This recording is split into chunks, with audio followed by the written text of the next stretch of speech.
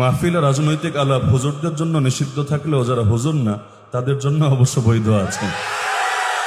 মসজিদেও যেমন আমি মনে করি, আমি নিজেও রাজনীতি করি, প্রত্যক্ষভাবেই জড়িত, কিন্তু আমার মসজিদে আমার মাহফিলে কখনো কোনোদিনও রাজনৈতিক দলীয় আলাপ আমি টানি না, এবং এটা টানাকে আমি সমর্থনও মনে করি না। তো যাই হোক, আমাদের কোরআনের মাহফিলে 2 দিন ধরে অনেক মূল্যবান তাৎপর্যপূর্ণ আলোচনা আমরা শুনেছি। আজকে দ্বিতীয় দিনে যেহেতু আমরা একেবারে শেষের দিকে আছি, অতি লম্বা চওড়া আলোচনা করে আপনাদের বিরক্তির কারণ হওয়া মুনাসিব হবে না। আমি সিরেফ মৌলিক একটা বার্তা দিব এবং এটা ব্যাখ্যা করার জন্য যতটুকু কথা বলা লাগে তা বলবো, এরপর আলোচনা সমাপ্তি ঘটাবো ইনশাআল্লাহ। মূল বিষয় হলো আল্লাহ তাআলা ইলমের সঙ্গে মর্যাদা এবং কোরবানির সঙ্গে মহাব্বতকে জুড়ে দিয়েছেন। যারাই ইলমকে হাসিল করবে আল্লাহ তাআলা তাদেরকে সম্মানিত করবেন, যেমন কোরআনেও আছে, ইয়ারফাইল্লাহুল্লাযীনা আমানু মিনকুম ওয়াল্লাযীনা উতুল ইলমা দারাজাত। যাদেরকে এই ইলম যারা ঈমান যারা লাভ করেছে আর ইলম যাদেরকে দেওয়া হয়েছে, আল্লাহ তাআলা তাদেরকে বহুগুণ মর্যাদায় আসীন করেছেন।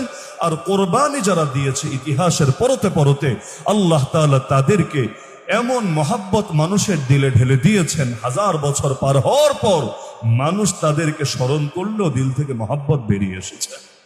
তাহলে ইলমের বিষয়টা নিয়ে তো কম বেশি আলোচনা হয়। দ্বিতীয় যে বিষয়টা আছে, কোরবানির সঙ্গে আল্লাহ মহাব্বতকে জুড়ে দিয়েছেন, এটা নিয়ে আমরা আলোচনা করব ইনশাআল্লাহ।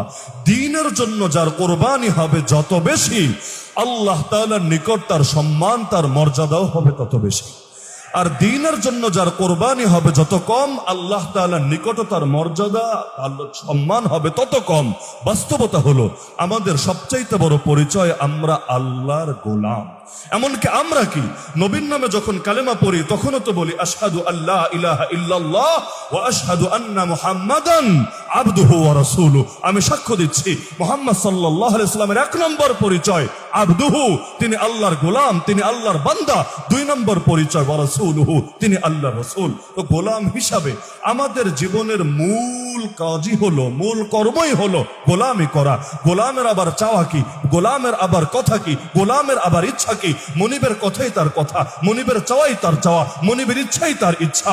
মনিব যেটা বলবেন সেটা বাস্তবায়ন করাই তার জিন্দগি সফলতা। মেরি জিন্দগি কা মকসদ তেরে দীন কি সরফরাজি, मैं इसीलिए मुसलमान, मैं इसीलिए नमाजी। कुराনের ভাষায় ইন্না সালাতি ওয়া নুসুকি ওয়া মাহইয়ায়া ওয়া মামাতি লিল্লাহি রাব্বিল আলামিন। নিশ্চয়ই আমার নামাজ, আমার কুরবানি, আমার জীবন, আমার মরণ সব একমাত্র আল্লাহ রাব্বুল আলামিনের জন্য বরাদ্দ।